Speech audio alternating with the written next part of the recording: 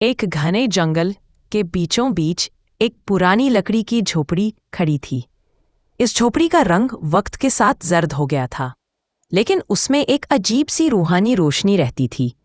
चारों तरफ हरे भरे दरख्त, रंग बिरंगी तितलियां और ताजगी से भरी हवा झोपड़ी को एक सपनों जैसी जगह बनाती थी।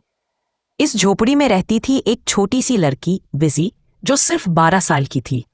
विजी के माँ बाप एक सफर के दौरान गुम हो गए थे और तब से ये झोपड़ी उसका घर बन गई थी। मगर ये झोपड़ी सिर्फ एक घर नहीं थी, ये एक राज छुपाए बैठी थी। हर शाम जब सूरज की किरणें झोपड़ी के छोटे से झरोके से अंदर गिरती थी, तो लकड़ी की दीवार पे एक नक्शा चमकने लगता था। विजी ने देखा कि हर दफा वो नक्शा कुछ और दिखाता, कभी एक नदी, कभी एक पहाड़ी, कभी एक पुराना तालाब। एक रात जब बिजली चमक रही थी और बारिश जोर से गिर रही थी, विजी ने वो नक्शा पूरा फॉलो करने का फैसला किया।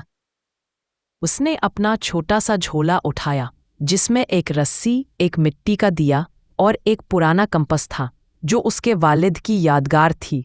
जंगले के अंधेरों में चलती विजी एक जादू भरी जगह तक पहुंच गई। एक खिलता हुआ गुलाबों का बाग, जहां बहते पानी में तारा झलकते थे, और एक गोल्डन लॉक वाला लकड़ी का बॉक्स मिट्टी में दबा था। उसने बॉक्स खोला। अंदर एक पुरानी डायरी थी, जो उसकी माँ की हैंडराइटिंग में लिखी गई थी। उस डायरी में लिखा था, अगर कभी हम तुमसे दूर हो जाएं, तो इस झोपड़ी को अपना घर बनाना। ये सिर्फ एक झोपड़ी नहीं, तुम्हारी हिफाजत का साया है। तुम में एक रोशनी है विजी। तुम जहां जाओगी वहां उम्मीद उगती रहेगी। विजी की आंखों में आंसू आ गए, मगर उसके दिल में एक नई ताकत आ गई थी। उसने फैसला किया कि वो इस झोपड़ी को एक स्कूल में तब्दील करेगी, जहां जंगले के बच्चे पढ़ लिख सके। कुछ ही महीनों में विजी की वुडन हट पूरे जंगल के लिए उम्मीद का मरकज बन गई।